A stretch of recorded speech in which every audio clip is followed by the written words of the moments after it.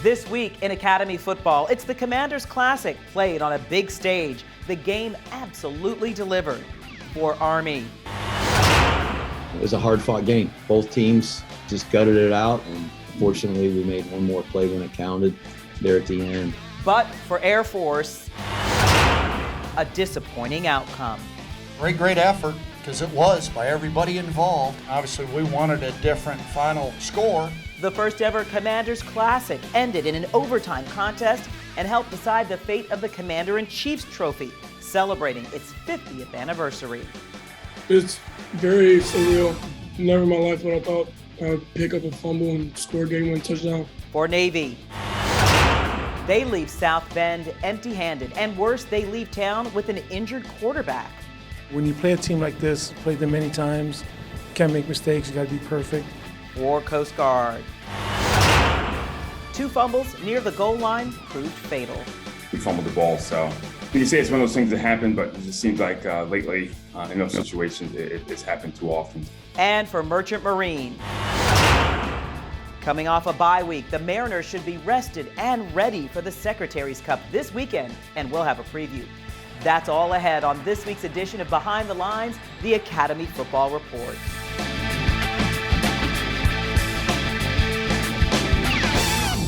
Welcome to Behind the Lines. I'm Graham Knight, pleased to be alongside Aaron Summers here in Arlington, Texas, where they just finished playing the first ever football game here at Globe Life Field. It was the inaugural Commanders Classic, Army and Air Force facing off for the first time on a neutral site since 1965. And this game had it all. The top 2 rushing offenses in the country battled through the first half, but in the end, it was how both of these schools utilized their passing game that was the difference. That's usually not a great formula for us to win because we are a running football team and we try to control the clock and keep it away from the other team. But, they were the same way. They went to the air and had a lot of success throwing it. And I think it's just a credit to both defensive coordinators and both teams, both defenses, and doing a good job of stopping the run. The tug of war started as soon as the coin was flipped. Army and Air Force battling for an advantage on the ground. Air Force leading the nation in rushing yards, Army right behind. However, both defenses came ready, neither side passing the century mark on offense through the first half of play, and neither side able to get on the board. The score at the half, 0-0. They're a great defense, fast, big up front, so, they know us, we know them, so we had to make plays otherwise. The Black Knights adjusted out of the half, driving down the field for 64 yards and a Tyler Tyler 9-yard rushing touchdown to make it 7-0 Army. That's when Air Force went to the air. They were definitely keen on the run, and our pass game kind of opened up in the second half. The Falcons put together a 49-yard drive, including a 36-yard pass from Hazik Daniels to Brandon Lewis.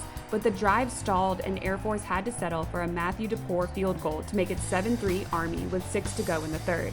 Less than a minute later, Army struck again. Quarterback Christian Anderson connected with Tyrell Robinson on an explosive 79-yard touchdown pass. 14-3 Army after 3. Air Force stopped Army on downs and capped a 7-play, 66-yard drive with a Daniels to Dane Kinnaman 4-yard touchdown pass. The Falcons converted on the 2-point attempt to put them within 3, 14-11. As the seconds ticked down, Air Force got that 3. With 23 seconds to go following a 15-play, 78-yard drive, DePore hit a 30-yard field goal to tie the game. The Falcons' defense held strong, capping a scoreless quarter by the Black Knights with a big sack.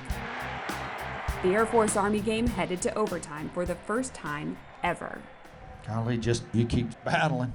You do look, the 2 big pass plays were a key part of it, that they hit, that were both in the third quarter. And then we hit a couple to come back down the stretch of the fourth quarter, too. In overtime, maybe the most fortuitous fumble in the history of Army football. On third down from the 6-yard line, quarterback Christian Anderson sprinted toward the end zone, but fumbled the ball at the goal line. Lineman Jordan Law scooped up the ball in the end zone for the touchdown, and the Black Knights were up by 7. Air Force then got the ball and drove down to the 6, but on fourth down, it was the Black Knights defense who stepped up. Corner Jabari Moore tipping the Falcons' final pass attempt for a touchdown and preserving the Commanders' classic win. It was a great feeling. I thought last year when we won the CIC, it was going to be one of the biggest moments of our life. And this year, builds upon that. I mean, it was great, especially get that win for the seniors. And just like that, the battle was over. Army winning 21-14 in overtime. The nation's top two rushing teams throwing for a combined 440 yards and rushing for only 283. Both teams just gutted it out, and fortunately we made one more play when it counted there at the end. Obviously, we wanted a different final score, and to their credit, they did make one more play. And to do it, you have to make more plays than the opponent. The loss runs even deeper for the Falcons senior class that was never able to take home the CIC. Frankly, heartbreak. You know, you come here and that's the first thing they tell you about is the CIC and beating the other two service academies. And I now have not won it once. So definitely heartbreaking. With the victory, Army earns the first ever Commanders Classic trophy, and the CIC trophy will head back to West Point, where the Black Knights will await a matchup with Navy on December 11th to determine who will be this year's Commander-in-Chief's trophy winner. It was great to win, and it's particularly great to win that game, to win a big rivalry game, one that you're playing, incredibly coveted trophy, a chance to go to the White House if we win the next one. The first Commanders Classic, a massive success, both sides looking forward to the rematch back at Globe Life Field in 2022. Just the hosting, gracious, first class. I mean, hell of an idea. It really was, to move it here. I can't stand the result wasn't different, but it was done right. All right, that's going to do it for all the excitement here in Arlington, Texas, and it's going to wrap up the Commanders Classic for this year. Next up for Army.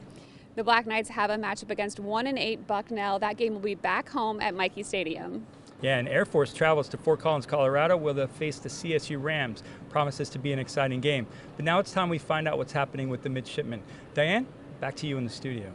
Thanks, guys. The Navy Midshipmen were on the road last weekend for the 94th meeting with the Fighting Irish of Notre Dame. The Mids have only beaten the Irish once in the last 10 meetings. They had hoped to turn the tide, but the Irish beat the Midshipmen for the fourth straight time in the series, 34-6. Navy hopped on the board first against Notre Dame, eating up half a period, but ended up settling for a Bajan Nichols field goal with 3:03 left in the first quarter. It was a harbinger of how tough it would be to score. The Midshipmen's defense kept it tight with a tie game at 3 until the middle of the second quarter, with the Fighting Irish, ranked in the top 10, separating themselves. A touchdown with less than 3 minutes left in the half, followed by a Jack Cone to Kevin Austin Jr.'s 70-yard bomb with 50 seconds left in the half. And just like that, Notre Dame was up 17-3 heading into the half. That shouldn't happen. It's third and forever. You know what I mean? And that was a backbreaker. Being down 2 scores, we had to generate some more points, but giving up those plays at the end hurt. What also hurt was the loss of starting quarterback Ty Lavatai, who left the game with a neck injury after a helmet-to-helmet hit.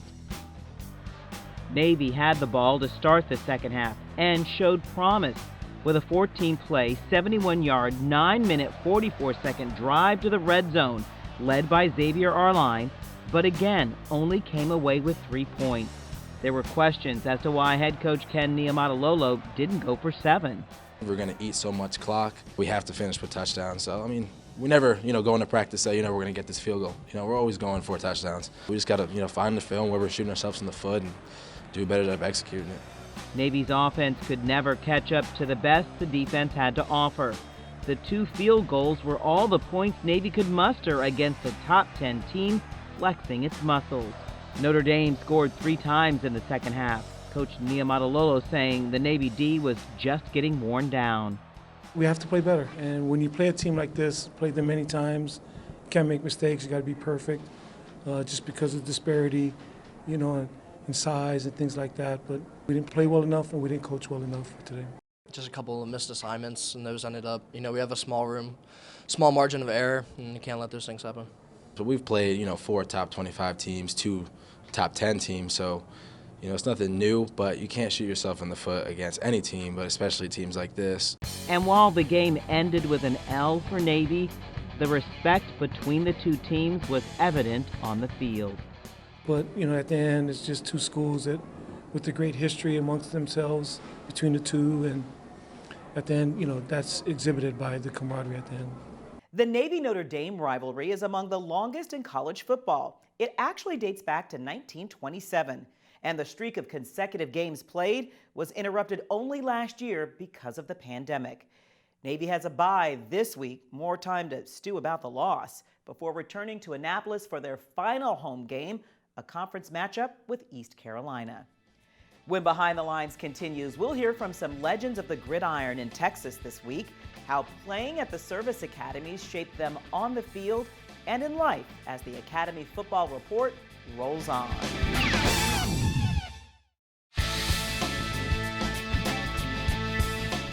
Welcome back to Behind the Lines. I'm Graham Knight.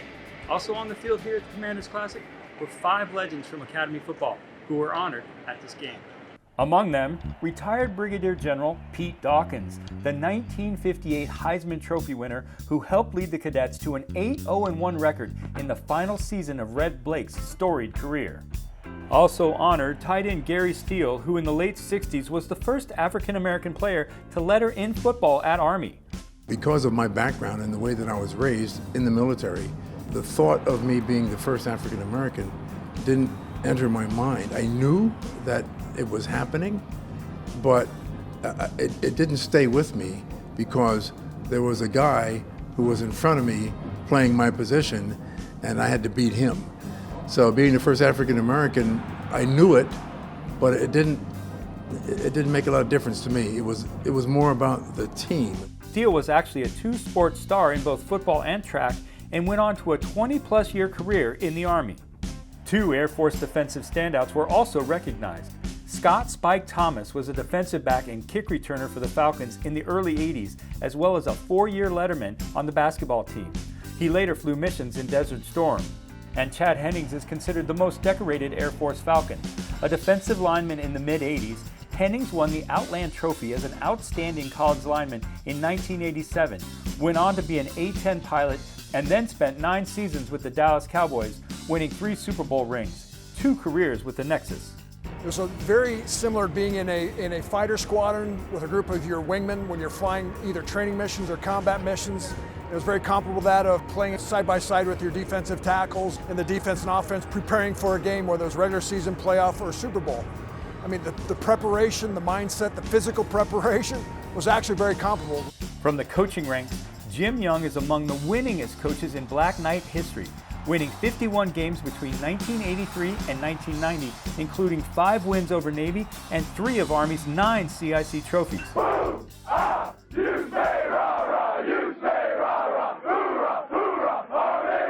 The competitive spirit for these guys was alive and continues.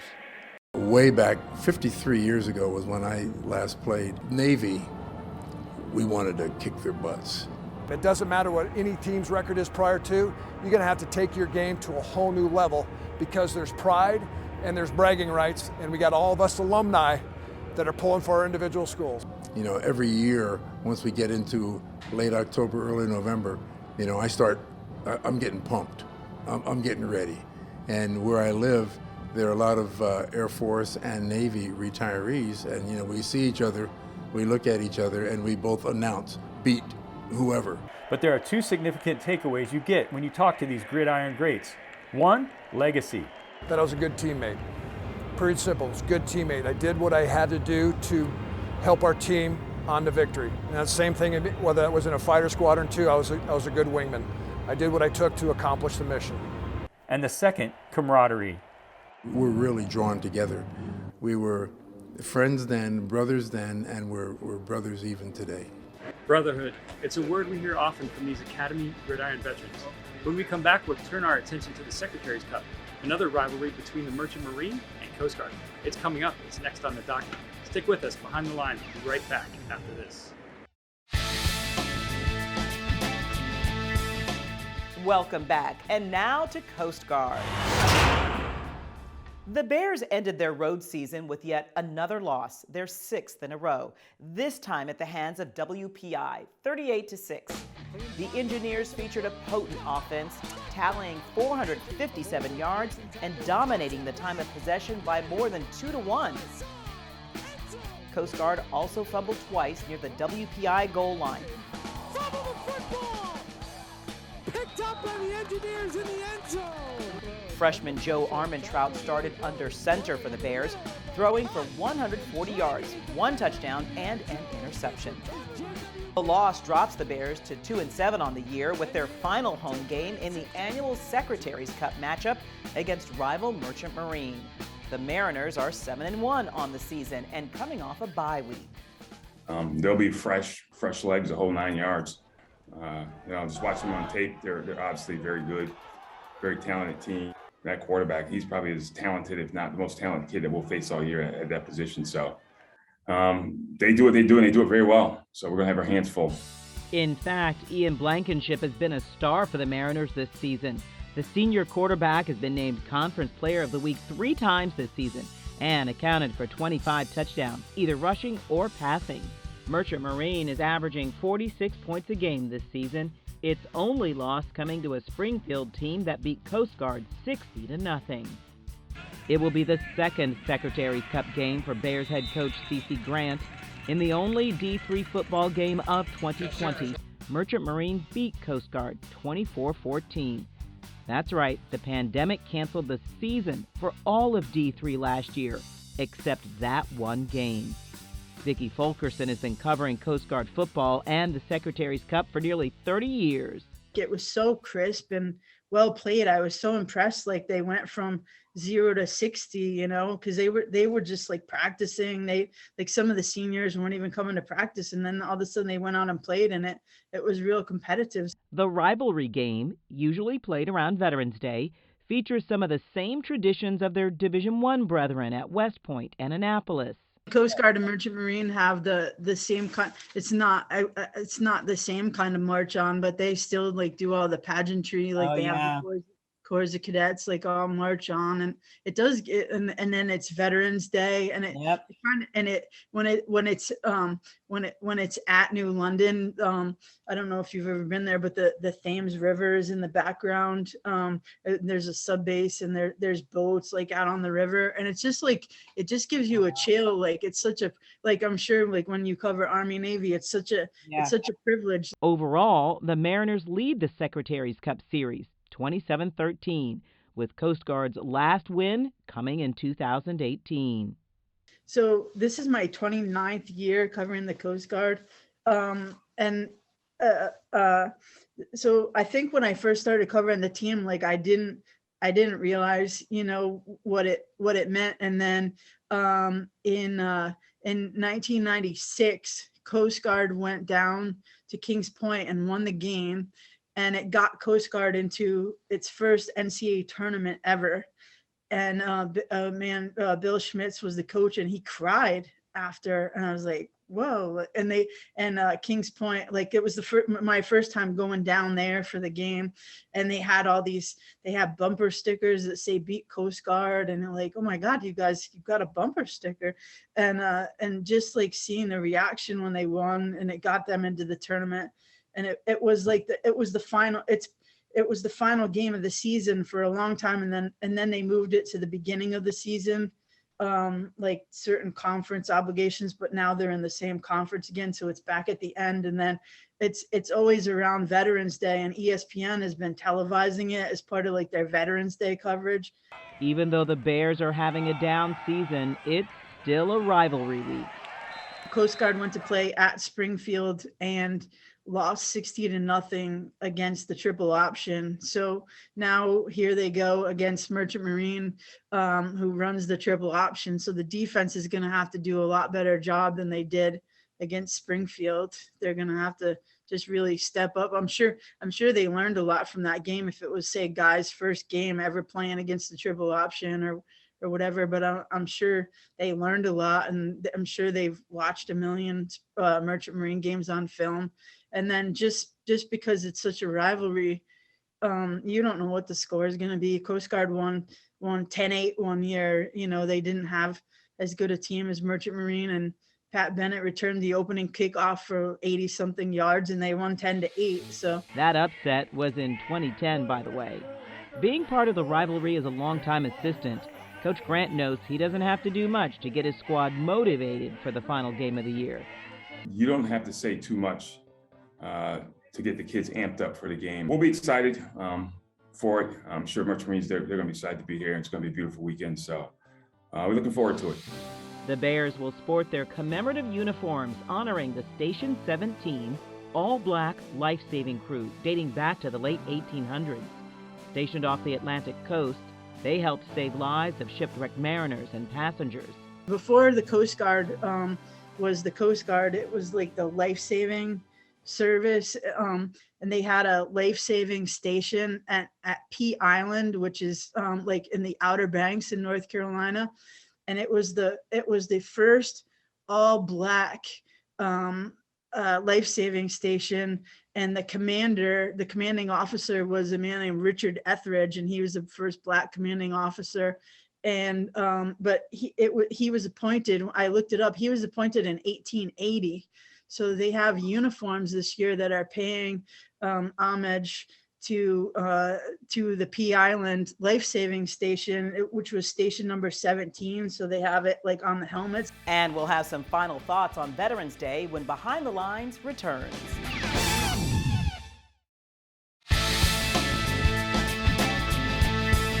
Before we close, we'd like to take a minute to recognize Veterans Day, November 11th. Established in 1919 and originally known as Armistice Day to mark the end of World War I, Veterans Day pays tribute to all veterans, living and dead. Last weekend in Texas at the Commanders Classic, 6 Medal of Honor recipients and all veterans in the crowd were recognized. For Aaron Summers, Graham Knight, and all of us at Behind the Lines, we thank you for your service.